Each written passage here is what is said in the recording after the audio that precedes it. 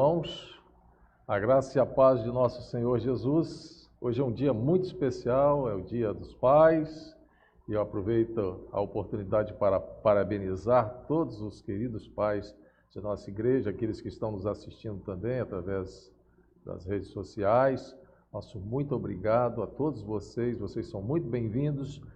E nós vamos começar louvando, adorando ao Senhor. Eu quero convidar você a participar conosco desse momento de adoração ao Senhor. Louvemos então ao nosso querido Deus.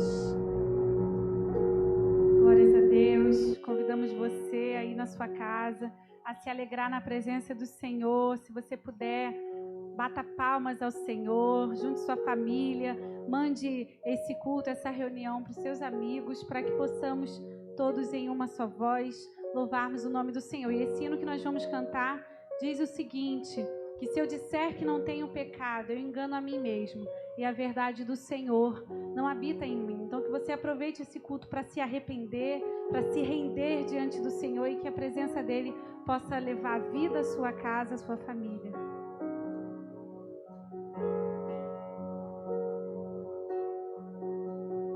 Se eu disser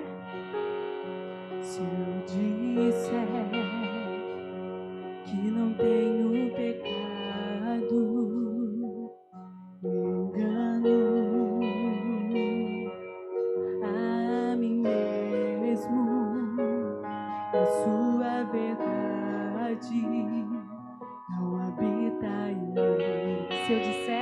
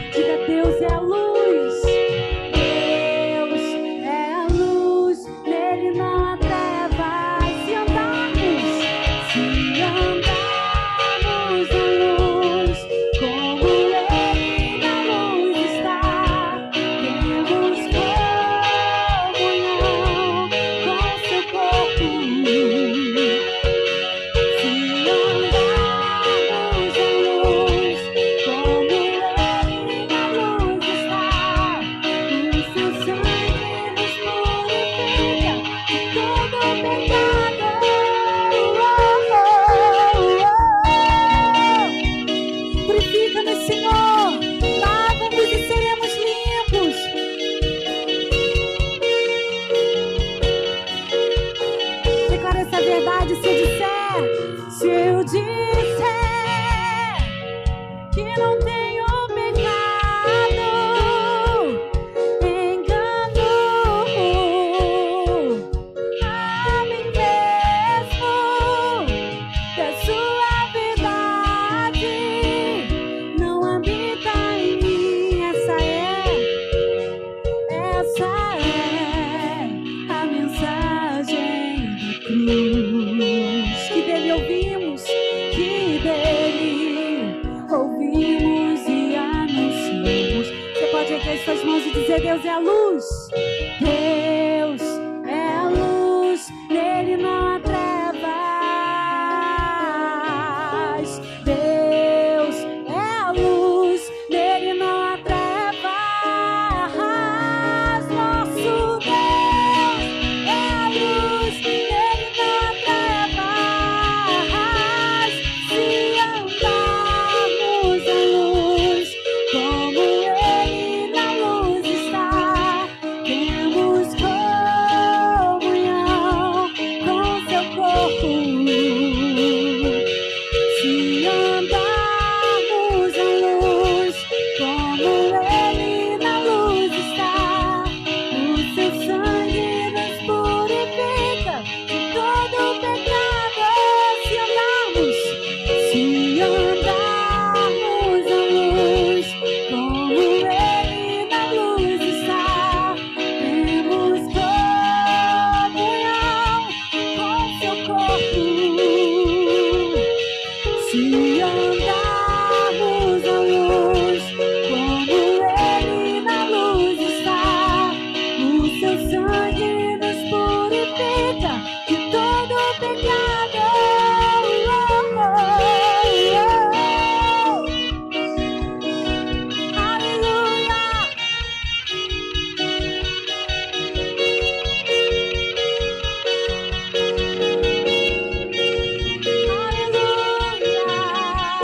Celebre o nome do Senhor. Aleluia! Glórias a Deus.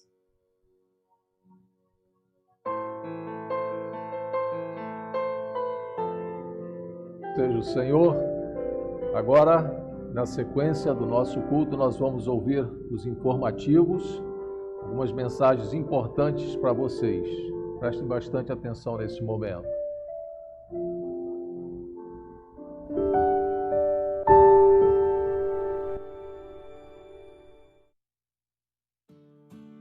Eu queria falar que vocês podem ir no encontro do Zoom, participar no encontro da nossa igreja. Lá tem um monte de coisas legais. E sabia que lá tem um monte de participantes e você pode aprender lá. Tchau. Olá, amados irmãos e irmãs da PIB em Itaipu. Graça e paz. Quanto tempo não nos vemos, não é? E que falta nos faz as reuniões de escola bíblica dominical. Temporariamente, a nossa igreja não está realizando os encontros presenciais, mas todos os domingos, às 10 horas da manhã, estamos realizando a nossa escola bíblica dominical online, em formato de live pelo aplicativo Zoom. E temos duas classes. A classe de casais, coordenada pelo pastor Valdinei, e a classe de jovens e adultos, coordenada pelo pastor Edson. Convidamos os amados irmãos e as amadas irmãs para participarem desse momento maravilhoso de comunhão e de crescimento no conhecimento do Senhor Jesus. Não fique de fora. Venha para a nossa Escola Bíblica Dominical Online. Olá, povo querido da PIB de Itaipu. Marcelo Rosa, representando o Ministério de Missões da nossa igreja. Estou aqui mais uma vez, dessa vez para agradecer o engajamento de todos os irmãos na igreja na nossa campanha de missões mundiais. Foi realmente uma bênção. A igreja conseguiu levantar uma expressiva oferta que já foi toda entregue à Junta de Missões Mundiais e já está sendo aplicada para levar a mensagem de salvação a várias pessoas por todo o mundo. Agora no mês de julho e agosto, o nosso desafio vai ser com missões estaduais. Eu já vesti a camisa da campanha. Sim, eu creio. Queremos levar a mensagem de Jesus por todos os cantos do estado do Rio de Janeiro. Venha junto conosco para mais esse grande desafio. Temos o desafio de levantar uma oferta de R$10.000 para abençoar os missionários de missões estaduais. Venha conosco, faça um alvo de fé e peça a Deus que te dê muito amor pelas almas perdidas. Deus o abençoe.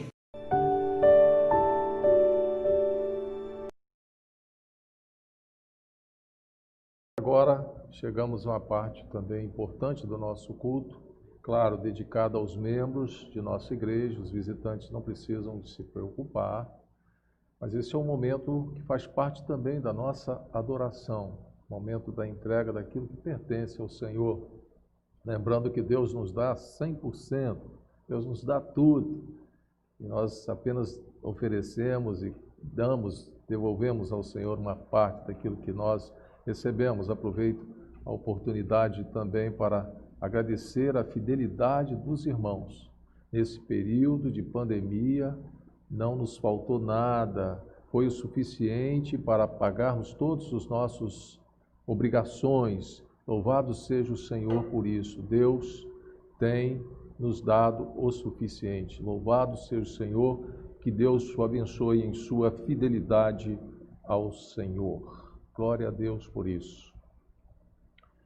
Então, você pode fazer a sua contribuição, uma oferta também. É interessante você especificar, né, o dízimo, a sua oferta para missões, oferta para o projeto, ou uma oferta especial qualquer. Você especifica no momento em que você fizer o seu depósito bancário, ligando também para esse número que está aí, o número da nossa secretária, irmã Perpétua. Muito bem, nós vamos então agradecer a Deus nesse momento. Quero convidar a irmã Bruna, abaixe a sua cabeça e vamos falar com o Senhor, vamos agradecer a Ele. Também temos alguns pedidos de oração. Fique conosco agora nesse momento também. Feche seus olhos e vamos falar com o Senhor. Oremos. Senhor, nosso Deus e nosso Pai, Deus de amor e de bondade, Senhor, nós te agradecemos, ó Pai, porque o Senhor tem nos sustentado. Obrigada, meu Deus, pela sua bondade, pela sua misericórdia sobre nós. Obrigada, Senhor, pela oportunidade de nos reunirmos mais um domingo. Ó Deus, obrigada por cada irmão que participa desse culto online. Amém, Senhor, amém. Obrigada, Senhor, por cada visitante, ó Deus. Nós te agradecemos, Senhor, porque mesmo em meio a dificuldades, o Senhor continua sendo fiel, o Senhor continua sendo misericordioso, e nós somos prova disso, Senhor. Muito obrigado, Ó Senhor. Deus, nós queremos nesse momento, Senhor, te agradecer em especial pelos pais, Senhor, da PIB Itaipu. Ó Deus, nós te pedimos que o Senhor os abençoe tremendamente, ó Pai. Amém, nós te pedimos que o Senhor os ajude, Senhor, que o Senhor, por favor, ó Deus, recolha o clamor desse pai que agora clama por sua família. Ó Deus, esse pai, ó Deus, que talvez pelos motivos dessa pandemia, Senhor, esteja desempregado. Ó Deus, por esse pai que talvez não saiba como, ó Deus, vai pagar as contas básicas de sua casa. Nós te pedimos que o Senhor envie o seu renovo sobre esse coração, sobre essa família. Nós te pedimos, ó Deus, que o Senhor envie o teu sustento, ó Pai, a tua provisão dos céus. Ó Deus, em nome de Jesus, ó Pai, nós te pedimos que a sua presença, a alegria da salvação, seja abundante em cada pai e em cada família aqui representada, na família de cada irmão que agora ora, que clama ao Senhor. Nós clamamos ao Senhor, ó Deus, não porque há algum poder em nós, mas porque o Senhor é o Deus Todo-Poderoso, que nos escuta apesar dos nossos pecados, que nos escuta apesar das nossas fraquezas e faz com que todas as coisas cooperem para o bem daqueles que amam ao Senhor e são chamados segundo os seus decretos. Ó Deus, nós te pedimos em especial também nesse momento, ó Pai, pela vida da Thaís Maximino, que está internada e, ó Deus, talvez tenha de se submeter a uma cirurgia. Te pedimos que o Senhor possa, ó Deus, intervir, que o Senhor possa, ó Deus, continuar revelando a sua boa mão sobre a vida dela, ó Pai, abençoando também a Deja, acalmando os corações, Senhor, ó Deus, e que aconteça tudo conforme a sua vontade e que, Deus, nesse processo, as tuas servas, Senhor, ó Deus, aprendam cada dia, Senhor, a te adorar, Senhor, que possam ver a tua beleza nisso tudo e nós, como igreja, possamos também nos unir a elas em clamor e adoração ao Senhor. Nós te pedimos também, Senhor, em especial por Suzy, Pedro e Laura. Ó Deus, que o Senhor possa consolá-los, continuar consolando, Senhor. Ó Deus, os teus servos, os teus filhos queridos. Que o bálsamo do Senhor, ó Deus, possa envolvê-los, ó Deus. Senhor, que o consolo do Espírito Santo, ó Pai, possa aquecer os seus corações. E, ó Deus, apesar do luto, Senhor, que apesar da tristeza, Senhor, eles sejam, Senhor, sustentados pelo Senhor, ó Pai. Nós, como irmãos em Cristo dessa família, nos unimos, Senhor, em oração por eles, pedindo, Senhor, ó Deus, o teu consolo, pedindo a tua paz, ó Deus. Senhor, nós queremos te pedir, ó Pai, em nome de Jesus, pelos alvos de missões, queremos te pedir, Senhor, ó Deus, em nome de Jesus, ó Pai, pelas pessoas agora atingidas, Senhor, ó Deus, por esse terrível acidente no Líbano, Senhor, ó Deus, em nome de Jesus, ó Pai, queremos te pedir pelas famílias enlutadas, queremos te pedir, Senhor, que o Senhor socorra, que o Senhor, ó Deus, possa ajudar essa pessoa que está clamando agora, ó Pai, te pedir também que o Senhor envie o teu sustento, o teu alento para cada missionário agora, Senhor, espalhado, Senhor, em cada país desse mundo, ó Deus, que o Senhor possa abençoá-los, abençoar as suas famílias, Senhor. Quantos missionários, ó Deus, além de ter de enfrentar o coronavírus, tem de enfrentar perseguições. Pedimos pela igreja perseguida, Senhor, pelos crentes que diariamente, Senhor, entregam suas vidas, ó Pai, correm risco de vida, mas eles não retrocedem, Senhor, eles não negam a sua fé,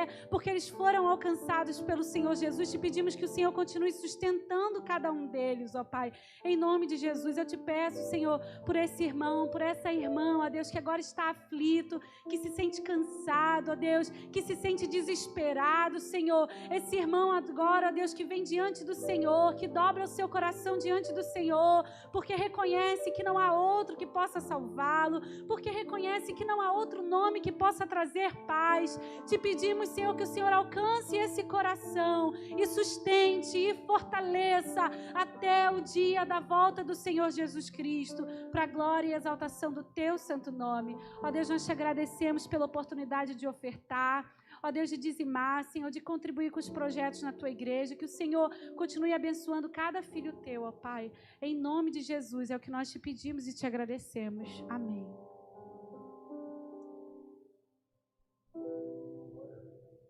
Glória a Deus, louvado seja o Senhor. Nós vamos continuar louvando, adorando ao Senhor. Vamos ouvir mais um louvor. Participe conosco também desse momento. Vamos adorar ao Senhor. Ele é a nossa luz, Ele é a nossa salvação. Levo os meus olhos para os montes, de onde me virá o socorro? O meu socorro vem do Senhor, que fez os céus e a terra. Será que aí na sua casa, meu irmão, você pode dizer essa verdade? Você pode encher o seu coração dessa verdade e ser fortalecido pelo poder do Senhor Jesus. Tu és a minha luz, a minha salvação, e a ti me renderei. Se ao teu lado estou seguro, se ao teu lado estou seguro em tuas mãos, eu nada temerei.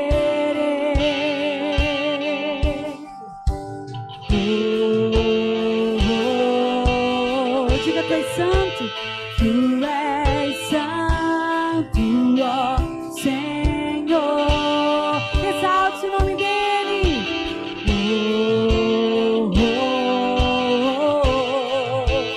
Tu és digno de louvor.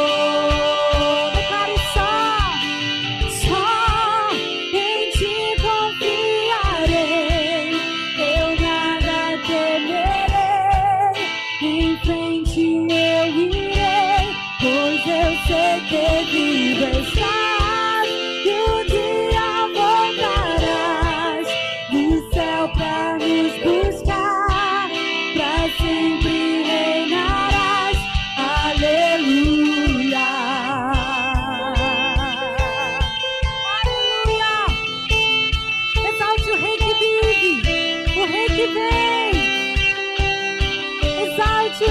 Jesus. Exalte o nome dele. Pegue a sua voz aí onde você está. Não importa onde você está, exalte o nome dele. Ele é Emanuel. Ele não nos abandona. Diga: tu és a minha luz. Tu és a minha luz, a minha salvação, e a ti me renderei. Se ao teu lado estou, Senhor, se ao teu lado estou, segura em tuas mãos, eu nada temerei.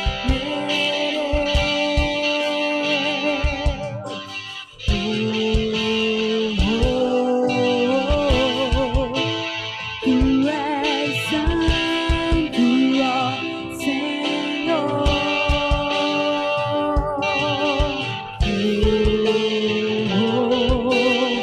é digno.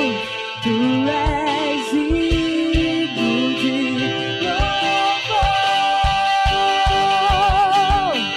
Só em ti confiarei, eu nada temerei.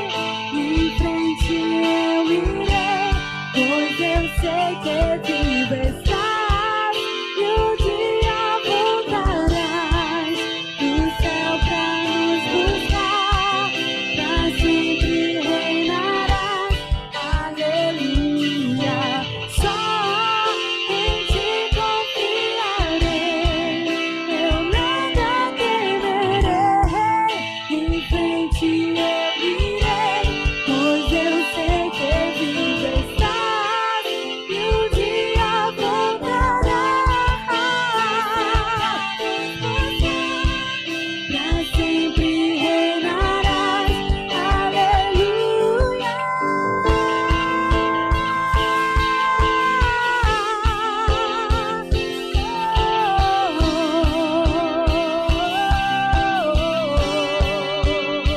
Nós te aguardamos, Senhor. O Espírito e a noiva dizem: vem. Ora, vem, Senhor Jesus. Aguardamos a tua volta, Senhor.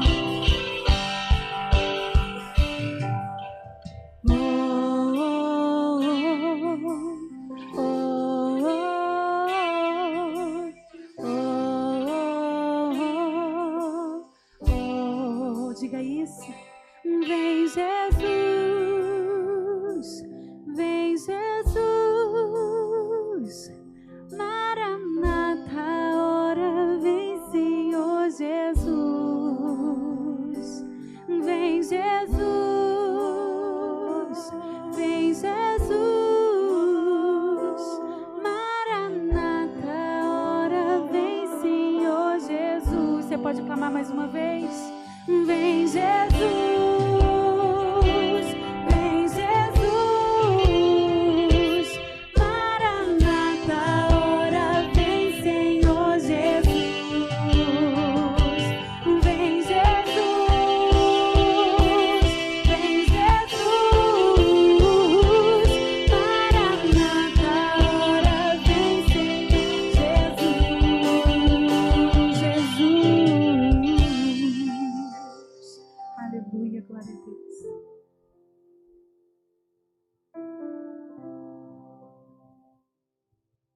Agradecido o nome do Senhor, quero agradecer a equipe de louvor. Deus possa continuar usando, abençoando todos vocês. Nós vamos então agora, queridos, vamos meditar na palavra de Deus. Eu quero convidá-los a abrir a palavra de Deus. Nós vamos meditar hoje à noite sobre o tema fatos importantes e marcantes do tempo do fim. Fatos importantes e marcantes do fim do mundo. O livro que escolhemos é o livro do profeta Daniel, capítulo 12. Livro do profeta Daniel, capítulo 12. Nós vamos ler os versos de 1 a 4. Daniel, capítulo 12, versículos de 1 a 4. Diz assim o texto da palavra de Deus: Nesse tempo se levantará Miguel, o grande príncipe, o defensor dos filhos do teu povo. E haverá tempo de angústia, qual nunca houve, desde que houve nação até aquele tempo. Mas naquele tempo será salvo o teu povo, todo aquele que for achado inscrito no livro. Muitos dos que dormem no pó da terra ressuscitarão, uns para a vida eterna e outros para a vergonha e horror eterno. Os que forem sábios, pois, resplandecerão como o fulgor do firmamento, e os que a muitos conduzirem à justiça, como as estrelas, sempre e eternamente. Tu, porém, Daniel, encerra as palavras e sela o livro, até o tempo do fim. Muitos o esquadrinharão, e o saber se multiplicará. Vamos orar, queridos. Mais uma vez, vamos falar com o Senhor. Pai querido, muito obrigado. Muito obrigado por esse momento, Senhor, aqui na Tua casa, na Tua presença. Momento de adoração, momento de gratidão ao Deus que nos dá tudo. O Deus maravilhoso, bom, gracioso, misericordioso, amoroso. Teu amor, Senhor Deus, é inigualável, é incomparável, é incondicional. Por isso nós te louvamos, te agradecemos de coração. Muito obrigado, Pai querido, pelo louvor que louvamos ao Senhor agora. Aceita o nosso louvor, a nossa adoração. Eu quero convidar o Teu Espírito Santo a fazer parte desse momento, que o Teu Espírito possa abrir a nossa mente, os nossos olhos espirituais, nossos ouvidos, que o Teu Espírito Santo possa trazer entendimento para nós desse texto que acabamos de ler, que o Teu Espírito possa gerar edificação, salvação de vidas, tudo para a Tua honra e a Tua glória. Fica conosco, Pai, convidamos o Senhor a ficar conosco aqui. Obrigado, em nome de Jesus. Amém. Fatos importantes e marcantes do tempo do fim do mundo. Nós estamos vivendo inquestionavelmente um novo tempo. Muitas mudanças estão ocorrendo, acontecendo. Muito se tem falado, muito temos ouvido sobre o novo normal. Uma nova mudança, um novo comportamento social está sendo exigido. Novos hábitos estamos adquirindo. Um novo modelo corporativo está sendo desenhado. Enfim, muitas mudanças em muitas áreas do nosso viver. Mas esse novo, escatologicamente falando, não é novo. Por quê? Porque, de certa forma, ele já tinha sido descrito, profetizado, previsto pelo Senhor Jesus, relatado como sinais da sua vinda. O evangelista Lucas, que era médico, por exemplo, ele cita a palavra pestilências, que tem tudo a ver com pandemias. Cita também como sinais terremotos, fomes. Lucas capítulo 21, a partir do versículo 7. E isto cita ali o Senhor Jesus Cristo, são apenas princípio das dores. É bom que fique bem claro, estamos vivenciando apenas o princípio das dores. No sermão profético proferido pelo Senhor Jesus, registrado pelo evangelista Mateus, no capítulo 24, de acordo com esse sermão, o fim do mundo pode ser compreendido através do cumprimento de vários sinais, como, por exemplo, engano religioso. É um dos sinais. Nunca na história nós observamos a palavra de Deus sendo tão distorcida. Nunca na história a palavra de Deus foi tão adulterada.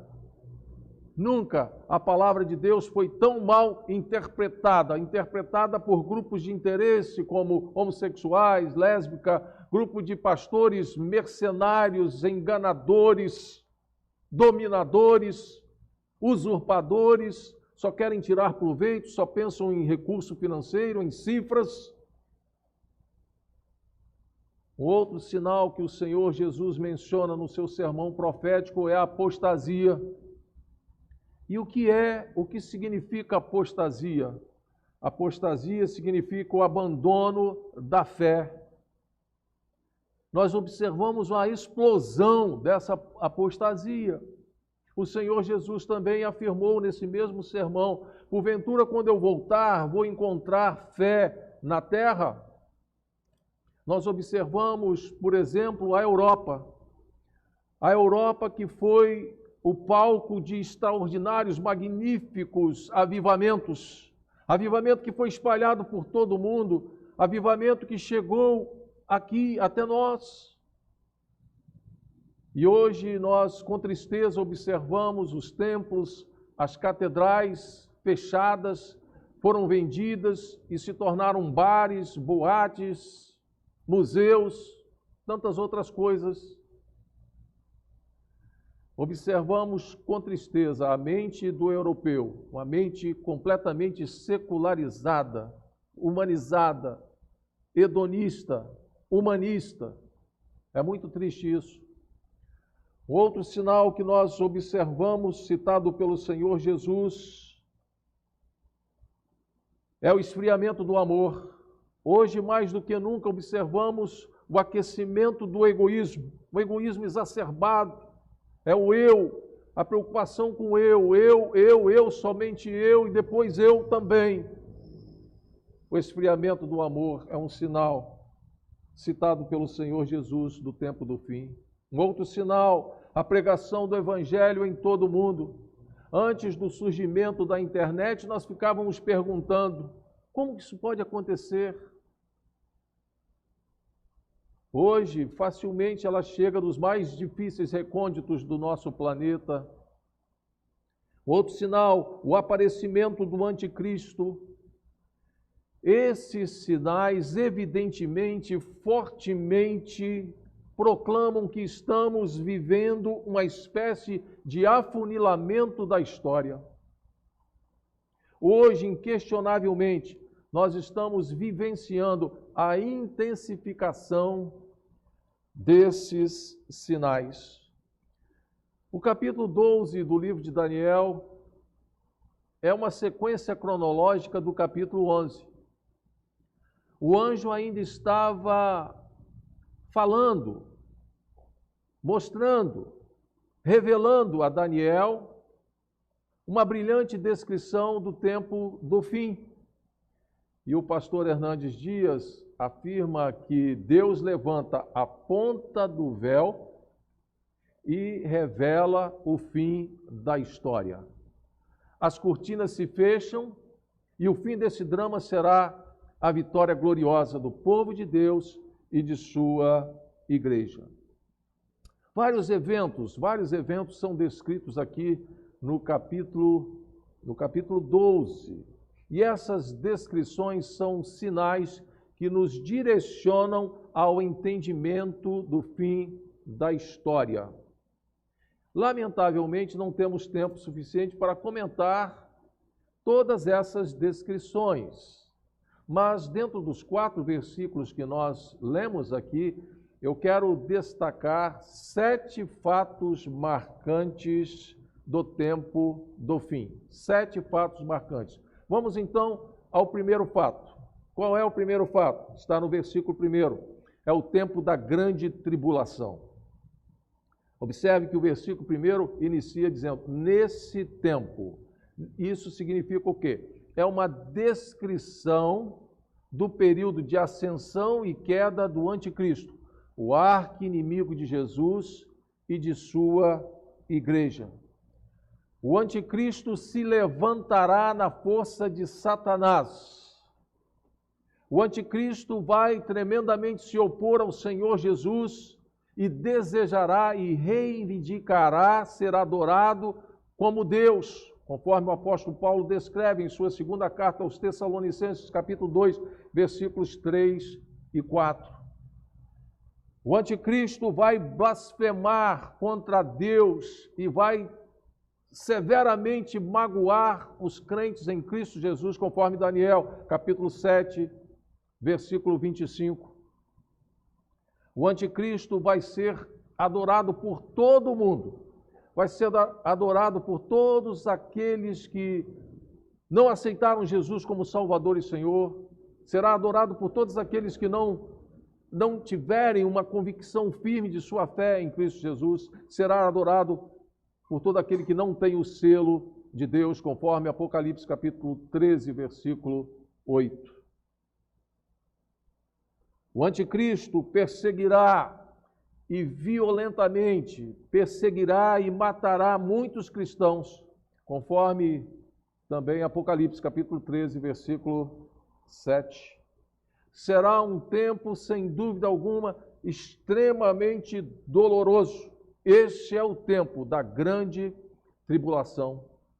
E o versículo 1 afirma para a gente: será um tempo de profunda angústia nunca experimentado. Um tempo de profunda angústia jamais experimentado na história da humanidade, sem precedentes na história. Os dias mais terríveis, mais dolorosos, mais tenebrosos da história ainda estão pela frente, ainda virão. A pandemia que nós estamos experimentando não é nada comparado ao assombro daquele dia, a angústia, a perplexidade que virão sobre todos os povos, sobre todas as nações. Mas aquele que ama de fato o Senhor Jesus, aquele que o adora em espírito e em verdade, não se renderá, não se dobrará, não negará, em hipótese alguma, o Senhor e Salvador Jesus Cristo. Segundo fato marcante, é uma descrição do grande livramento do povo de Deus, também registrado aqui no versículo 1. O versículo 1 diz: naquele tempo será salvo o povo de Deus. Mesmo nesse tempo doloroso, angustioso, Deus está no controle absoluto da história. A palavra de Deus afirma que os anjos estarão trabalhando para o povo de Deus. O arcanjo Miguel será o grande defensor do povo de Deus, da sua igreja. Enfim, os anjos estarão ao serviço do povo de Deus. A vitória e o livramento da igreja acontecerão na segunda vinda. Jesus virá quando se ouvir a voz do arcanjo, e os anjos removerão do meio da grande tribulação os crentes em Cristo Jesus, conforme registrado em Mateus capítulo 24, versículos 29 a 31.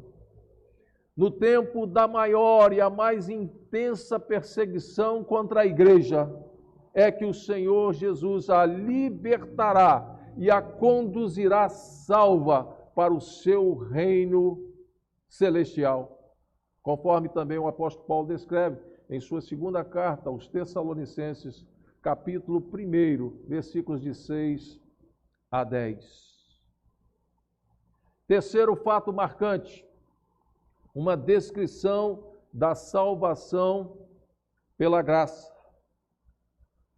Há uma clara distinção entre os salvos e os perdidos. Há, sim, sem dúvida, uma diferença entre os salvos e os perdidos. E eu pergunto, qual é essa diferença? A diferença é que os salvos têm os seus nomes inscritos no livro da vida.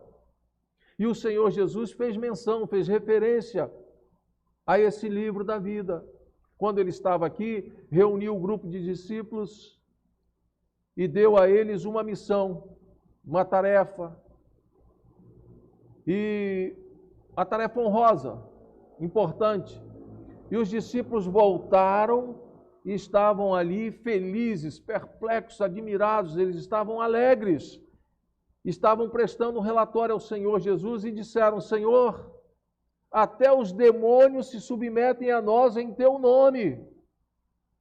E Jesus disse aos seus discípulos: vocês deveriam de estar alegres por terem os seus nomes escritos no livro da vida.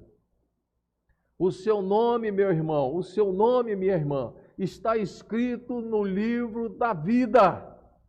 Todo aquele que aqui aceita o Senhor Jesus como Salvador e Senhor, vive uma vida de retidão, procura praticar os ensinos do Senhor Jesus, tem os seus nomes escritos no livro da vida, e o seu nome está ali não por merecimento algum, não por causa de sua folha de serviço prestado por suas obras, absolutamente. O apóstolo Paulo, quando escreve aos Efésios, ele ensina claramente para nós que através das obras ninguém poderá ser salvo. Ele afirma, ele declara: vocês são salvos por meio da fé, pela graça, por meio da fé, não por obras para que ninguém se glorie, ninguém se ufane, se ensoberbeça, se envaideça. É pela graça que vocês são salvos. Assim ensina a palavra de Deus. E essa palavra tem um profundo significado no cristianismo. Essa palavra significa presente de Deus. Essa palavra significa favor de Deus para o homem, favor imerecido, favor irretribuível. Jamais vamos conseguir retribuir esse favor de Deus para nós, os que cremos. João, quando escreveu sobre o grande julgamento final, ele afirmou assim: e todo aquele que não foi encontrado, não foi achado inscrito no livro da vida, foi lançado no lago de fogo. Apocalipse capítulo 20, versículo 15. Há um livro de registro no céu. Ali consta os nomes daqueles que permaneceram fiéis, daqueles que perseveraram, daqueles que não se renderam, daqueles que não se dobraram, daqueles que foram fiéis ao Senhor em meio às lutas, perseguições, tribulação, tristeza, sofrimento. Não se renderam diante dos prazeres fugazes, passageiros que a vida nos oferece. E naquele dia, meu irmão, minha irmã, a sua pós-graduação, o seu mestrado, o seu doutorado, pós-doutorado, a sua folha de serviço prestado, suas atividades, a sua fama, o seu prestígio, o seu sucesso dos milhões de seguidores nas redes sociais, nada, absolutamente nada disso importará, a não ser o fato de ter o seu nome escrito no livro da vida. E o fato de ter o seu nome escrito no hall de membros da primeira igreja batista em Itaipu não lhe dá, em hipótese alguma, nenhuma garantia de que o mesmo está escrito lá no livro da vida. Há pessoas, lamentavelmente, estão com seus nomes sujos na praça. É preciso limpar o seu nome. É preciso honrar o seu nome. É preciso honrar e dignificar aquele que deu a vida por você, morreu por você lá na cruz do Calvário. É preciso de buscar essa vida de santidade diante do Senhor. O dia da derrota do anticristo será o dia da vitória triunfal da Igreja de Cristo, a vitória daqueles que foram remidos, perdoados, lavados pelo sangue do Cordeiro. Quarto fato marcante é uma descrição da ressurreição geral dos salvos e perdidos. Vou repetir. Uma descrição da ressurreição geral dos salvos e perdidos. Está registrado no versículo 2, rapidamente, eu quero ler. Muitos dos que dormem no pó da terra ressuscitarão, uns para a vida eterna e outros para a vergonha e horror eterno. O último dia será o dia da ressurreição. Os filhos de Deus não serão poupados da morte física, mas o livramento do poder da morte é uma certeza, é uma garantia, está devidamente, efetivamente assegurado. Daniel fala aqui para a gente no versículo 2 de uma ressurreição corpórea, uma ressurreição física, do corpo material, palpável, deixa ser mais claro ainda, será uma ressurreição de carne e osso. Daniel não está falando aqui do sono da alma. Vamos prestar bastante atenção nessa parte do ensino. A Bíblia não fala sobre isso, a Bíblia não ensina sobre isso, não temos base para falarmos sobre isso. A Bíblia diz que muitos dos que dormem no pó da terra ressuscitarão. Não está falando do sono da alma. Lamentavelmente, muitas pessoas insistem em ensinar erroneamente que a alma desce à sepultura e fica ali silenciosa, em dormência. Não, não é isso que a palavra de Deus está ensinando. É o corpo que dorme no pó.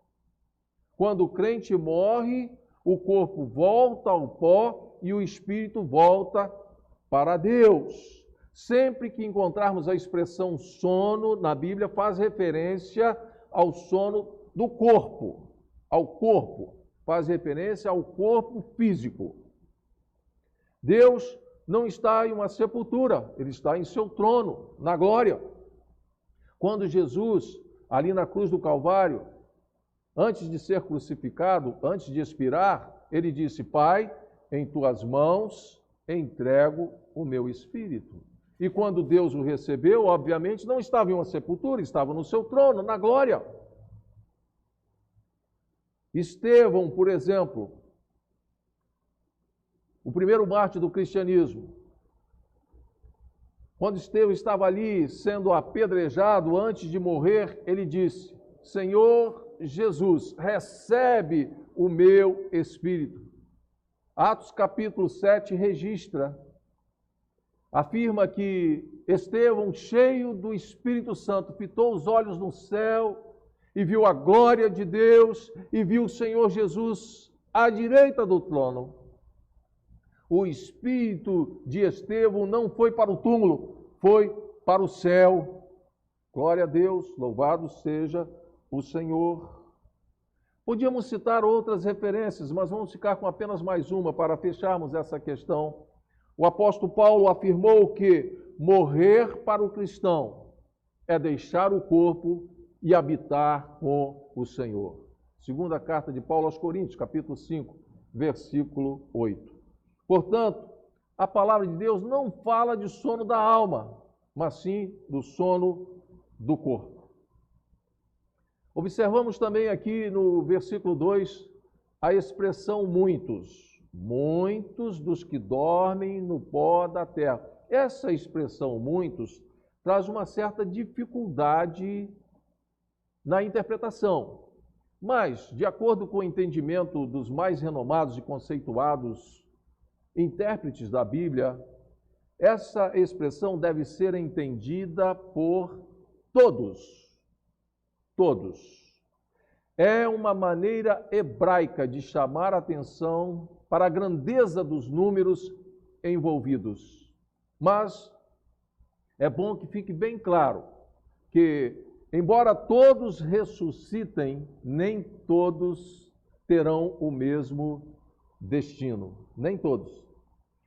O profeta Daniel fala aqui, então, da ressurreição geral dos salvos e perdidos, que se dará na segunda vinda de Cristo para o grande julgamento naquele dia, conforme João descreve, o apóstolo João, no capítulo 5, versículos 28 e 29, Apocalipse, capítulo 20, dos versículos 11 a 13, primeira carta de Paulo aos Coríntios, capítulo 15, versículos 51 e 52. Aqui também no verso 2, o profeta Daniel proclama duas realidades após a morte. Primeira realidade, as bem-aventuranças eternas. Trata da felicidade eterna. Segunda realidade, as penalidades eternas. Daniel deixa bem claro para nós que após a morte, não há nenhuma possibilidade de mudança do destino eterno. O que confirma o escritor de Hebreus quando afirma que, após a morte, só nos resta o juízo de Deus. Hebreus capítulo 9, versículo 27. Uns ressuscitarão para a vida eterna, outros para o fogo eterno preparado para o diabo e os seus anjos, conforme o Senhor Jesus afirma no seu sermão escatológico. Quinto fato marcante que o profeta Daniel faz desse tempo do fim é uma descrição das recompensas dos salvos. Versículo 3, quero ler. Os que forem sábios, pois, resplandecerão como o fulgor do firmamento, e os que a muitos conduzirem à justiça, como as estrelas, sempre e eternamente. Daniel fala aqui para a gente de dois grupos. O primeiro grupo é o grupo dos sábios. O segundo grupo é o grupo daqueles que ensinam as pessoas a fazer o que é certo de acordo com a justiça. Ambos os grupos falam daqueles que resistirão, falam daqueles que não serão seduzidos pelo sistema do mundo proposto pelo anticristo nas mais diversas fases da história. Falam também daqueles que, mesmo em meio à dor, ao sofrimento, às tribulações, continuarão pregando a palavra de Deus, falando da salvação por meio do Senhor Jesus Cristo. Esses sábios a que o profeta Daniel se refere, esses sábios são aqueles que, quando o inferno agir livremente, eles não se dobrarão, não se renderão, não negarão o Senhor Jesus, não se dobrarão diante do anticristo. Você já assistiu um vídeo? Esses vídeos estão circulando livremente na internet. Vídeos de execução de cristãos por causa da perseguição do Evangelho, por causa da intolerância religiosa. Os cristãos muitos deles têm as suas cabeças degoladas, cortadas. Alguns têm as suas cabeças explodidas por dinamite. Outros, em uma gaiola fechada, são conduzidos a uma piscina com água e ficam ali até a morte. Mas o que me deixa de fato impressionado ao ver esses vídeos é o semblante dos cristãos, a imagem de serenidade daqueles servos do Senhor Jesus.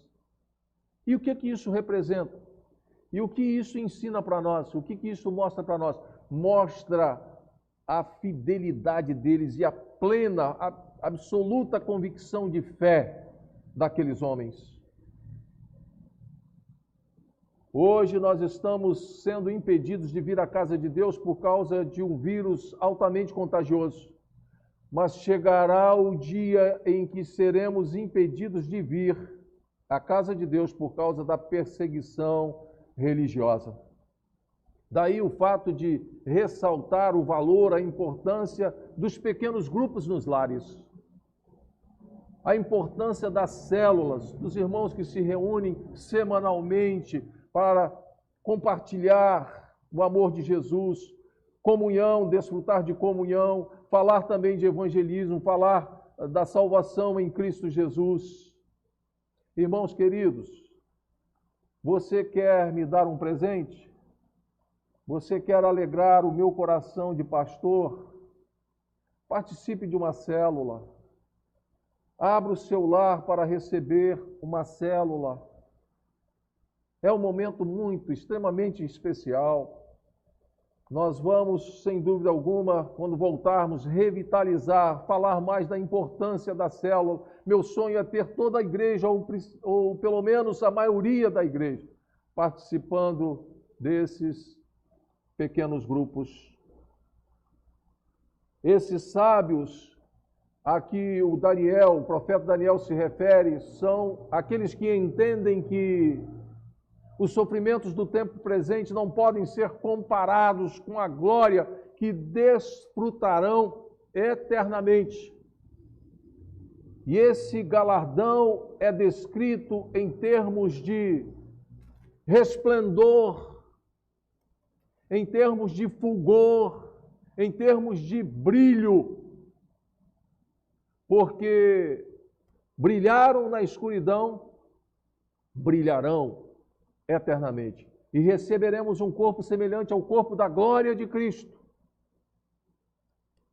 O brilho das estrelas pode apagar-se, mas o brilho dos salvos brilharão. Os salvos brilharão eternamente. Eu concordo com o hino do novenário quando diz: metade da glória celeste jamais se contou ao mortal. Sexto fato marcante é uma descrição da credibilidade da palavra profética. Versículo 4. Eu quero ler. Primeira parte do versículo 4, que diz: Tu, porém, Daniel, encerra as palavras e sela o livro até o tempo do fim. Muitos o esquadrinharão. Muitos o esquadrinharão. O profeta Daniel recebe o mandamento de cerrar e selar o livro. O que significa isso? O que significa cerrar? Cerrar contém a ideia de preservar, enquanto que selar contém a ideia de autenticar ou assegurar. O costume lá na Pérsia, a Pérsia que ficava ao leste da Mesopotâmia, hoje corresponde ao Irã. Então, o costume persa era que, uma vez copiado um livro e trazido a público, selava-se uma cópia e colocava-se na biblioteca, a fim de que as futuras gerações pudessem lê-lo. A expressão selar, a expressão selar, não significa que as profecias reveladas a Daniel deviam ficar em segredo, fechadas, guardadas. Não, não é isso. Na antiguidade, quando se mandava selar um livro, isso significava que o livro estava completo. E aí então recebia o selo de sua fidelidade, de sua integridade, de sua autenticidade, de sua utilidade, do seu proveito para o povo. Uma cópia, então, era disponibilizada e ficava ali, então, para ser minuciosamente cuidada, estudada pelos estudiosos, observada. Essa é a razão por que encontramos aqui no versículo 4 a expressão muitos o esquadrinharão. Muitos o esquadrinharão. E o que é isso? O que significa isso? O que significa esquadrinhar? Esquadrinhar significa examinar minuciosamente, examinar criteriosamente.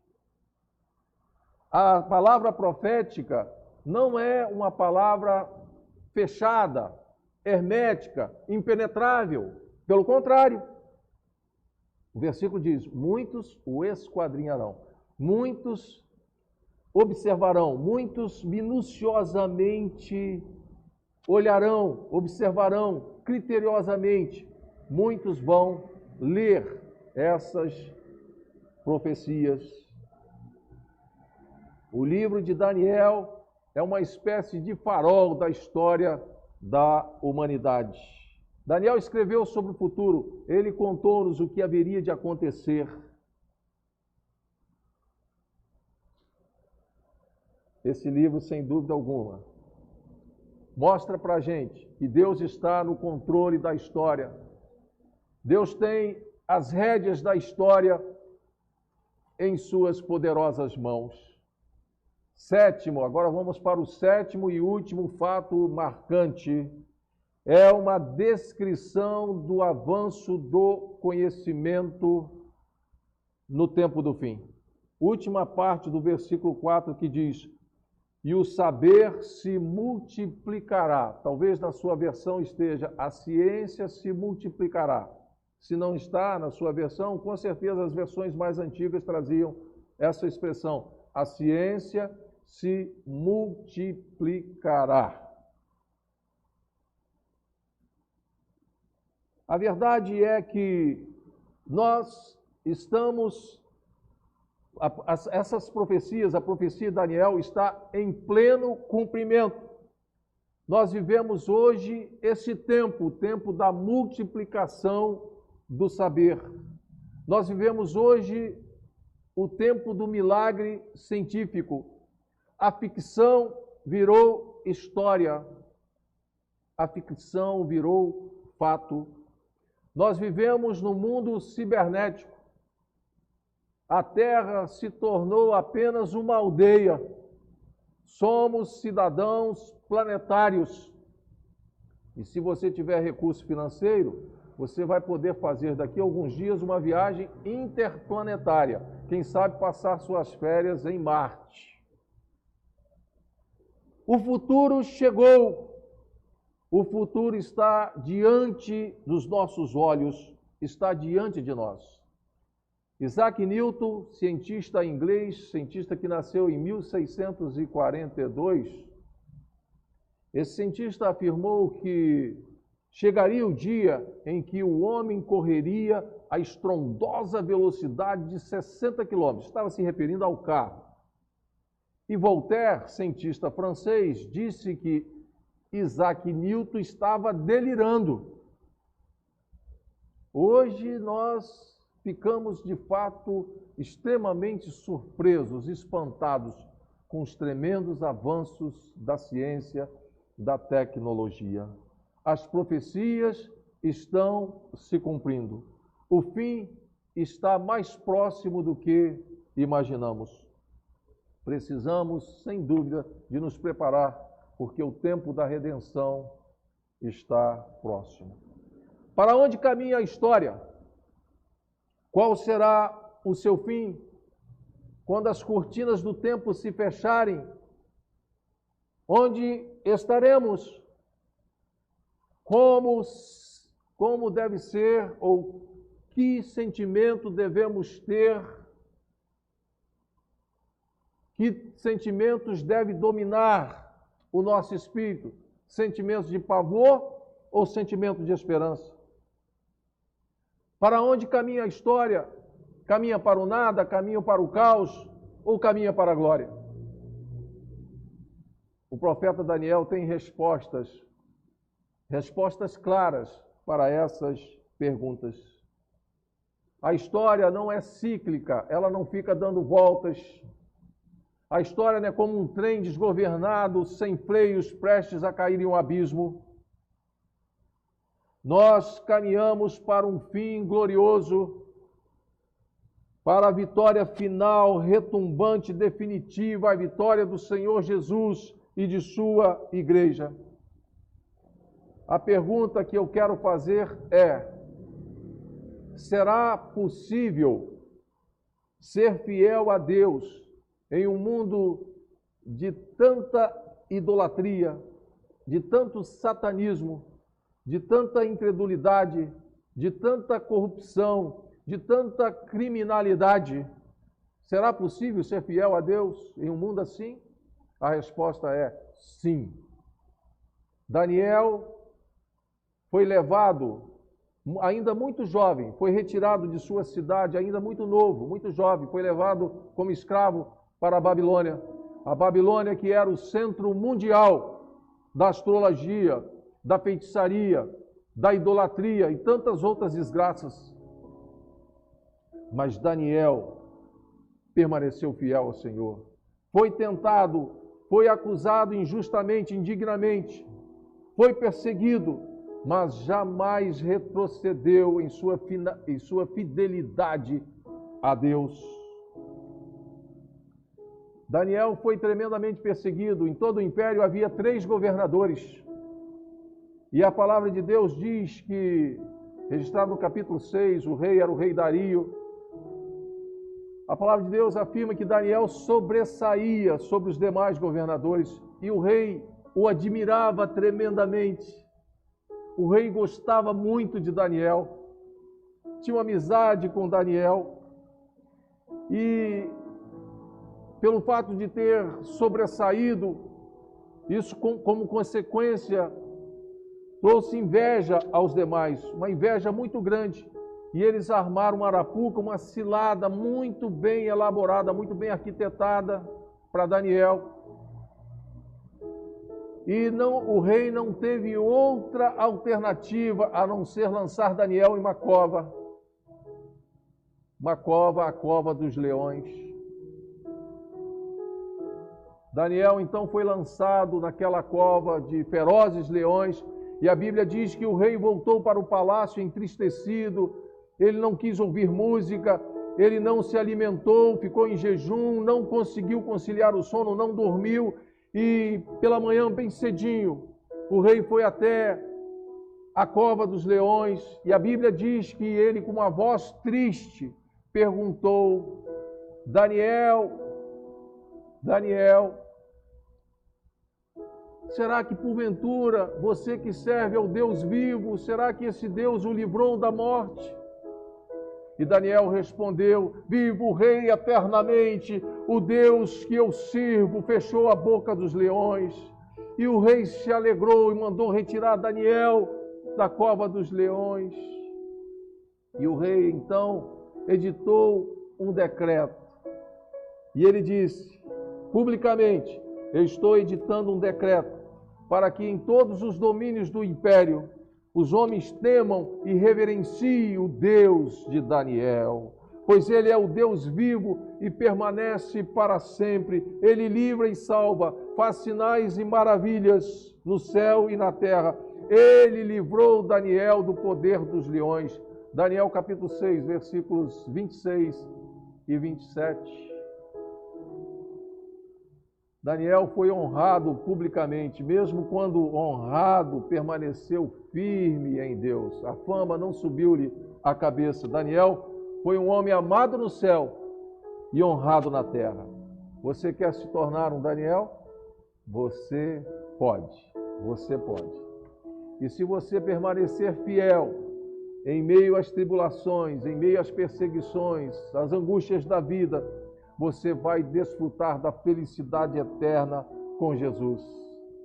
Você que ainda não aceitou, não recebeu Jesus como Salvador e Senhor, você tem oportunidade agora de, pela fé, abrir o seu coração e receber Jesus como Salvador e Senhor.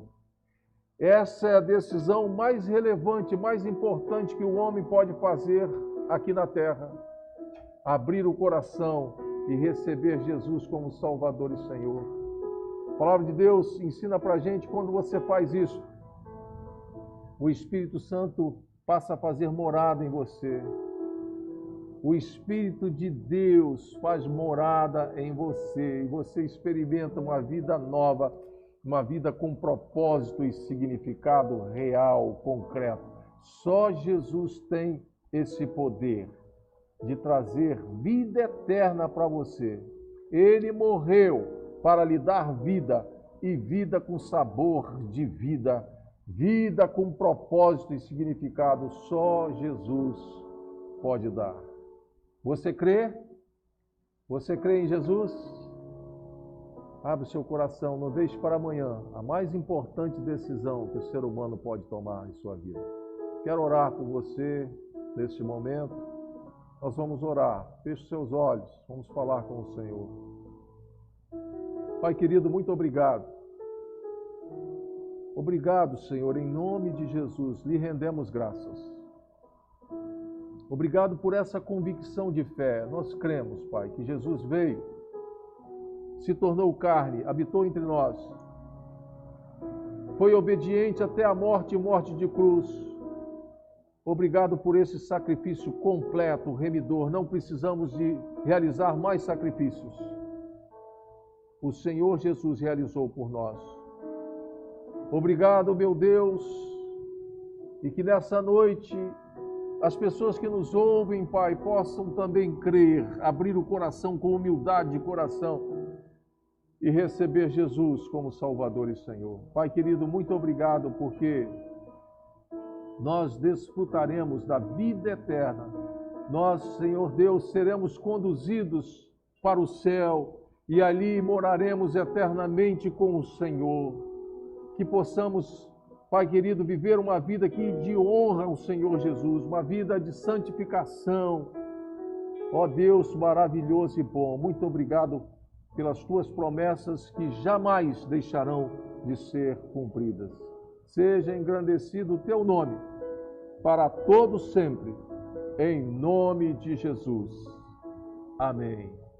Vamos louvar ao Senhor mais uma vez, vamos adorar ao Senhor. Louvemos ao Senhor.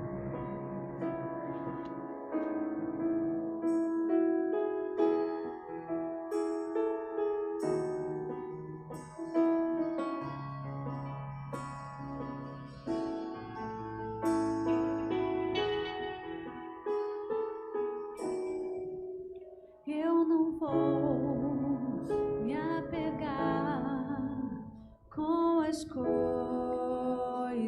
aqui, pois eu sei há um lugar que me espera. Estrangeiro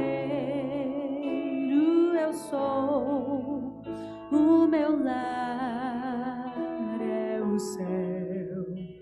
Meu Jesus vem buscar a sua noiva.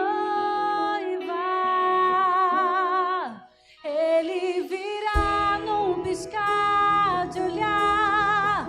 Quem estiver pronto com ele irá, na sua glória com ele morar. Ele vem,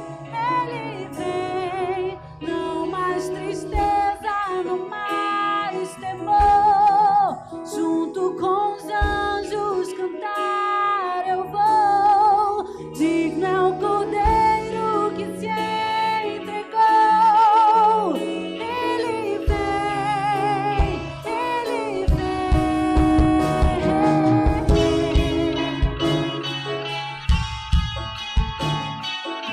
Te louvamos, Senhor, te louvamos, Deus.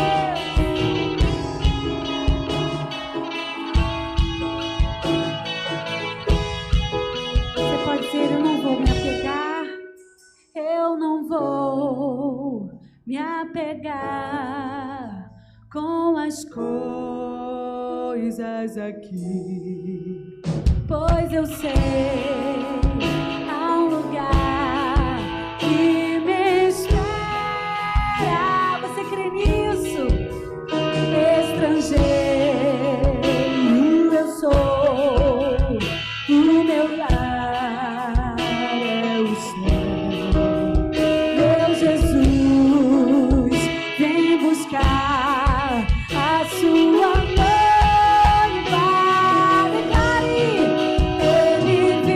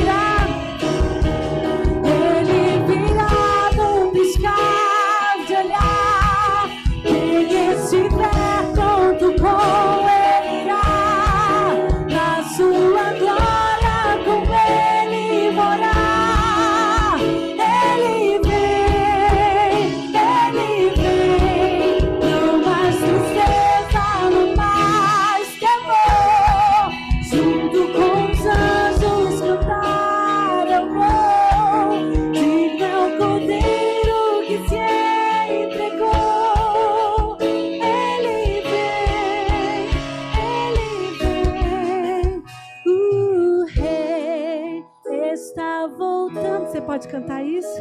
O rei está voltando, a trombeta está soando, o meu nome a chamar. Você crê?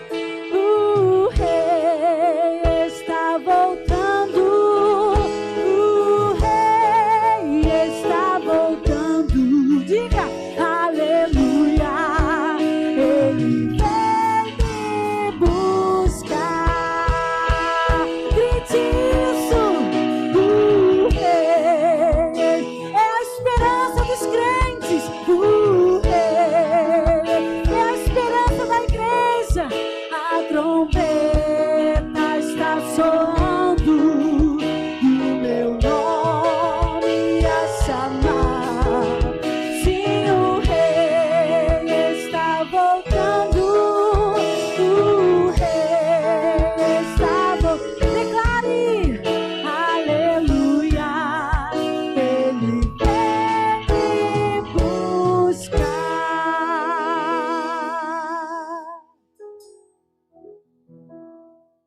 Glória a Deus. Louvado seja o Senhor. Ele vem nos buscar. Jesus nos levará. E nós vamos morar eternamente com o Senhor. Precisamos de estar preparados para esse dia.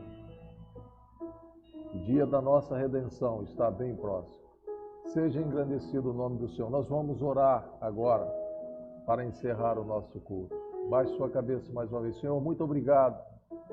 Tempo precioso, Senhor, aqui na Tua presença. Muito obrigado por esse grupo, Pai, dedicado ao Senhor, grupo de louvor, de adoração.